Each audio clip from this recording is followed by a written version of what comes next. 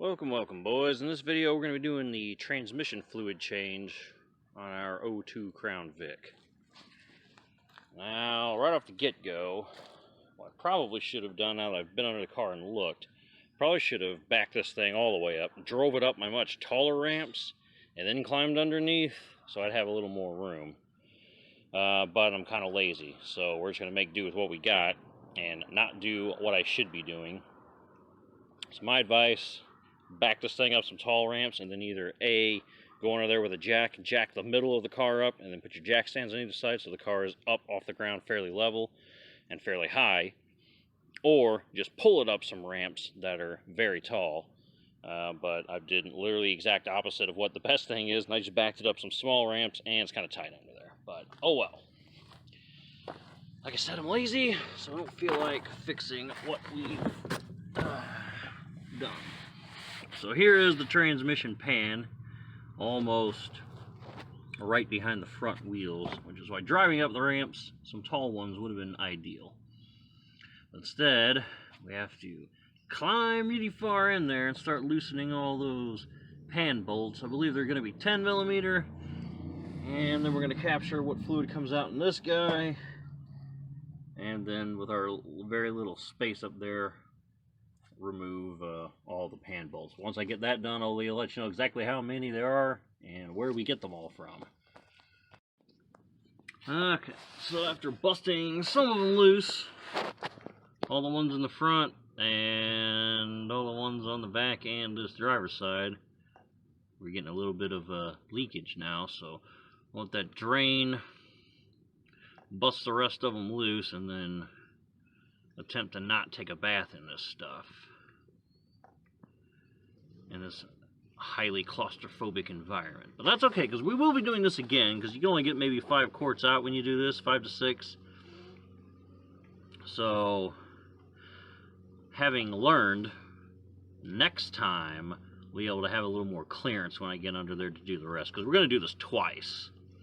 Once now, and then once in maybe a week, and then we'll have all the old nasty fluid out, or at least enough, a large majority of it, to where I will feel confident, or we won't have to do it for at least the next few years. Oh, okay, so there we go. We have the pan off. There's our filter exposed, so we got to get that guy off. Hopefully the O-ring comes out with it, so I don't have to slide under there with a pick and try to get it with all that crap falling on me. In other news, that guy came out with the pan, which means this is the original factory fluid from 02. No one's ever bothered replacing it. So there's our pan back. The magnet is dirty, so we'll remove that and clean it off. The pan gasket, being the factory one, means that it is the reusable metal one. So I gotta wipe this guy clean and we can reuse it. So alright, let's get her done. Okay, so got that out. Gasket came with it. Got the magnet off. That's now clean, and we're not going to put this pan back on. What we're actually going to be using is this replacement pan, this Dorman, because it has a drain plug in it. So that will be reused, or this will be used, and what I will do is I'm probably going to put my own drain plug in this, and then change the transmission fluid in the Lincoln, and then when I drop that pan, put this one in, since it'll have a drain pan in it now, and then we'll just do that.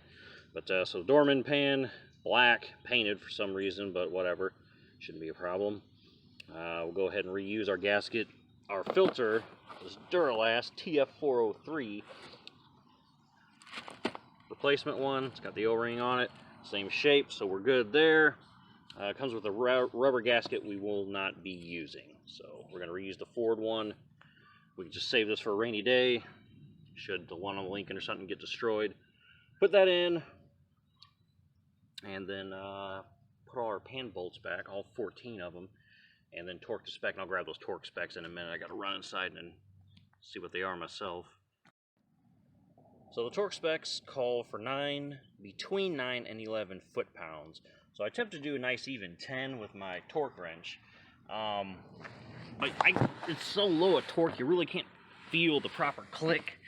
So I think what I went ahead and did actually is I just put all 14 of them on with this little guy, just kind of hand tight. Just keep your hand closer to the center, and then when it presses up against, the bolt head, starts applying pressure up in here, that's going to be good enough, I think. I can't get a proper torque on it, so hand tight should be tight enough. But there you go, your drain plug will be toward the front.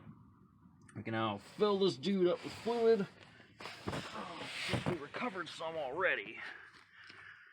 There, and what's a little bit in here and here, that's at least 4 quarts, because it's a 1-gallon jug. So we're going to start with 4 quarts. If we need to add any more, we will. If not, then we'll call it a boom done here, so I can drive around for a week or so and then drain it again from the bolt, drain plug, and then fill it back up again until we get nice clean fluid. Okay, so we got everything's back on underneath. We got our SuperTech Mercon V, or 5, if you like Roman numerals. What does it say? Oh my God, it's not the Motorcraft, what are you doing? You notice the little round R? Registered trademark. You're not going to pay for a trademark if you don't actually have the Mercon in there. So, as far as I'm concerned, that means it's the right stuff. And therefore, if it's good enough for SuperTech to pay and have Mercon V on their bottle, that's good enough for me to put in the car. Plus, it's way cheaper than it is buying this stuff from the Ford dealer. About half the price. Talking $4 a quart versus $8 a quart. So, do the math.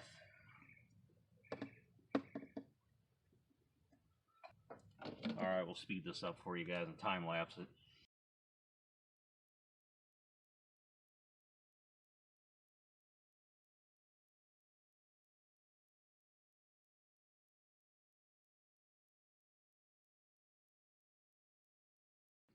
Alright, boys, and that is it. It actually took 1 more quart, so I had to put 5 quarts total in there. But we have no leaks underneath. She shifts into all the gears and moves just fine under her own power. So I'd say that's a success. Mission accomplished. And now in a couple days, what I'll do is I'll drive it up the ramps. And then now that I have a nice drain plug on there, I can drain another 4 or 5 quarts out, fill it back up. The next day. It is now the following day. So I went ahead and started her up, ran it through the gears, checked the fluid, and it was normal where it was before. We've gone underneath and detected no leaks. Dry as a bone under there. I also took it for a short drive, a couple miles, just letting it shift on its own and everything. Everything's driving and operating normally, so we're good. But when I do check the fluid level, it is a bit dirtier looking than I would like. So since I have a bunch of spare fluid, because I planned on doing this twice anyway, I'll just go ahead and do it now. Originally it was supposed to rain today. It's not raining now. It's about 20 degrees cooler, so I reckon the rain will be coming. But in any case, I got it backed up the ramps again, but this time we're on the complete asphalt, so now I can easily access our drain plug poking out there. So we're going to drain it and fill it again, another 4 or 5 quarts, however many it takes. But now we can accurately measure, because we're not going to be losing any on the ground, or there's not going to be any stuck up in the valve body or in a filter or anything like that. Whatever comes out is what we'll be able to put back in exactly. So go ahead and pull the dipstick out in case there's a little bit of vacuum in here. And then I need to let the engine cool now, so the heat, or hood's open, we'll let the heat dissipate that way. We'll let the heat dissipate from under the car by the cats and everything, so I can just slide in there and pop that drain plug out and then change the fluid again, and then get her get her mostly clean. I want her to look red, not that dingy, dirty color, since we know that that was the factory fluid. Okay, and a 17 millimeter, we'll take the Dorman drain plug off. And we're just getting little dribbles now. And as for the drain plug itself, it does come with a little, what appears to be an aluminum washer on it. So we'll just go ahead and reuse it. And in the future, we'll get some of those copper crush washers, maybe with the rubber on the outside, the kinds I use on the my oil changes for the Neon and the Corvette. Okay, so it's a fairly slow drip at this point. Anything else we're getting out of there is going to be fairly minuscule. So I've got the torque wrench set to 216 inch-pounds or 18 foot-pounds, since I don't know actually what the torque spec should be on this drain plug. I'll go ahead and use the BMW's oil pan as a reference. That was 18 foot-pounds, which I just did yesterday, so if I think it gets too tight, then I'll stop it before then, but I don't want to go any more than 18 foot-pounds. So we'll go ahead and wipe that drip up and put the drain plug back in, and then we'll see exactly how much oil we recovered from the transmission. Okay, and so we managed to fill this bottle and this bottle up with our transmission fluid, and then they got too full. I had to put a little left in the BMW engine oil jug, the used motor oil. I pulled out the BMW. That one was full. This one was not, as that car holds 8 quarts, so we still had some room for... So we're going to have to put 4 quarts and some change back in. I'll try 4.5. But I do feel like I should mention, as you can see, this pretty much does look like Dr. Pepper. So even though, you know, it only sat in there for one day, only drove like maybe not even 4 miles probably, that's the color that came out again. So I would recommend doing this at least twice, especially if it's easy enough, like you have a drain plug on it, and that was the factory fluid, like in my case. It's so much easier just to drain and fill, so there's no reason why after you do the hard stuff on day one, you can't just drive it for a minute and then drain and fill easily on the second day and get another 5 or 4 quarts out.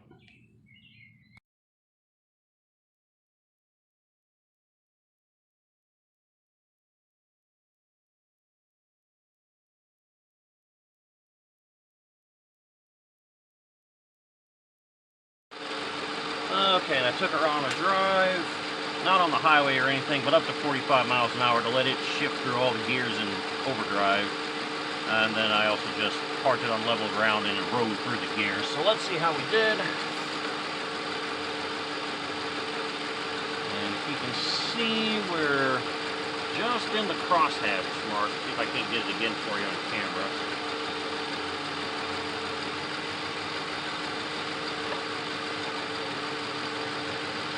Dipstick in, pull out, and we are about halfway into the crosshatch area.